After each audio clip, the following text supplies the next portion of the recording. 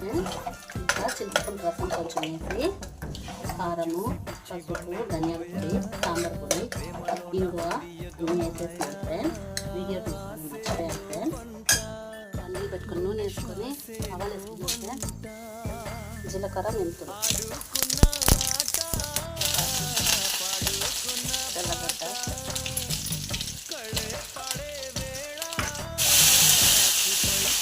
పోపు వేసుకుని పెట్టుకున్నాను ఫ్రెండ్స్.